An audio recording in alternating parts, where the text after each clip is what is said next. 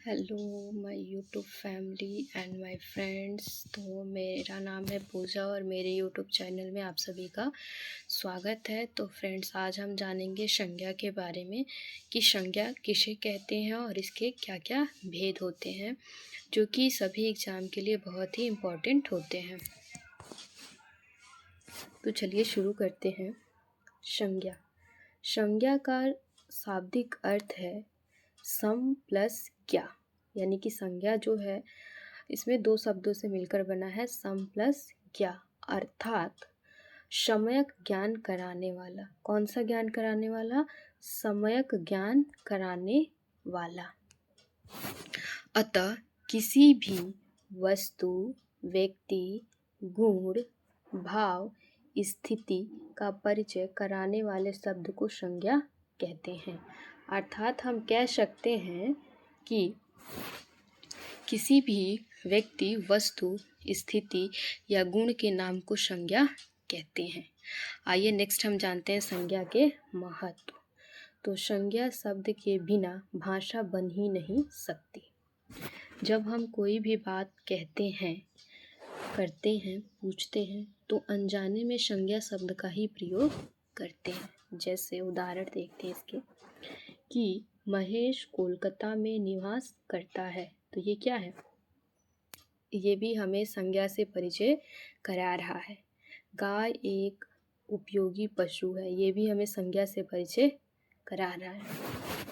Next हम देखते हैं संज्ञा के भेद कि संज्ञा के क्या क्या भेद हैं। तो संज्ञा के 3 भेद होते हैं। संज्ञा के कितने भेद होते हैं? 3 भेद होते हैं। सबसे पहले हम जानते हैं व्यक्तिवाचक संज्ञा, यानी कि जो शब्द किसी विशेष व्यक्ति, विशेष वस्तु, विशेष स्थान या विशेष प्राणी के नाम का बोध कराता है उसे व्यक्तिवाचक संज्ञा कहते हैं। आप ये जो टर्म्स है ना, इसको देखना बहुत ज़रूरी है, जैसे कि विशेष वस्तु, विशेष स्थान। तो इससे पता चलेगा कि आपको कौन सी संज्ञा की बात हो रही है। आइए इसके कुछ एग्जाम्पल्स देखते हैं। जैसे महात्मा बुद्ध, जवाहरलाल नेहरू, सीता, ये सब क्या है? ये सब व्यक्तियों के नाम हैं। नेक्स्ट हम देखते हैं कि हाथी, गाय, हिरण, ये क्या है? ये सब प्राणियों के नाम हैं। दिल्ली, अमेरिका, भारत, ये सब स्थान के नाम हैं। रामायण, कावेरी, कुरान, ये सब क्या है? ये सब वस्तुओं के नाम हैं। तो ये है व्यक्तिवाचक संज्ञा। और भी इसमें हैं, जैसे कि दिशाओं के नाम हो गए, समुद्र के नाम हो गए, महीनों के नाम हो गए और त्योहारों के नाम हो गए। ये सभी जो हैं हमें व्यक्तिवाचक संज्ञा से परिचय कराते हैं। आई होप कि आपको व्यक्तिवाचक संज्ञा समझ में आ गया होगा। नेक्स्ट हम देखते हैं जातिवाचक संज्ञा, यानी कि जो शब्द किसी प्राणी, पदार्थ या समुदाय की पूरी जाति का बोध कराता है उन्हें जातिवाचक संज्ञा कहते हैं। जैसे मनुष्य, नर, ग्रंथ, पर्वत, कुत्ता, ये सभी क्या है? इन सभी से हमें एक जाति का बोध हो रहा है, तो इसलिए हम इसे जातिवाचक संज्ञा कह सकते हैं। नेक्स्ट और देखिए, जैसे कि नगर, प्रांत, देश, पुस्तक आदि। ये सब शब्द पूरी जाति के परिचायक होते हैं, यानी कि ऐसे जो शब्द हैं तो हम बोलेंगे तो हमें पूरी जाति का परिचय हो जाएगा, किसी एक नर, एक ग्रंथ या एक प्रांत आदि के नहीं है। जातिवाचक संज्ञा के अंतर्गत द्रव्यवाचक तथा समूहवाचक संज्ञाएं भी सम्मिलित हैं।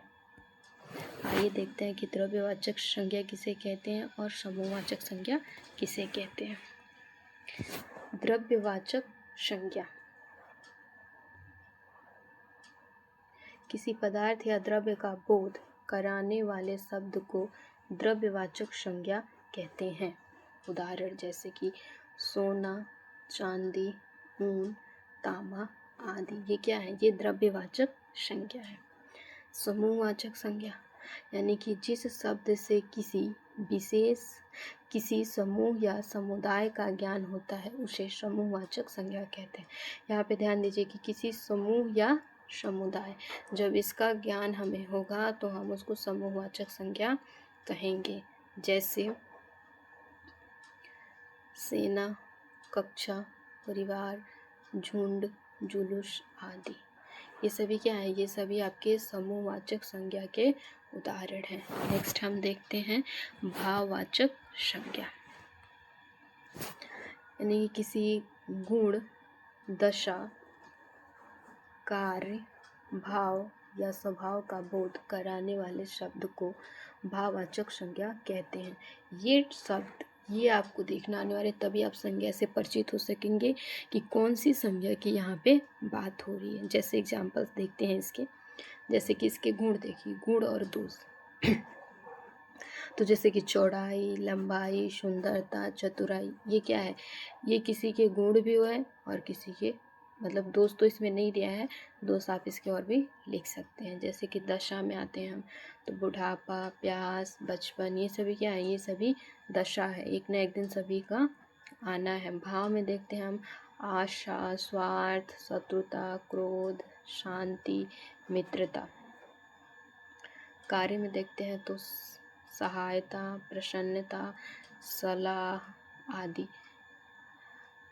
ये भाववाचक संज्ञा के उदाहरण हैं। आई होप कि आप सभी को संज्ञा के बारे में परिचय हो गया होगा। तो आप देख करके इन शब्दों को पहचान सकते हैं कि कौन सी संज्ञा है। Thanks for watching my video. अगर वीडियो अच्छी लगे तो आगे इसको ज़रूर शेयर करिए ताकि दूसरे भी इस चीज़ को अच्छे से समझ सके। Thank you.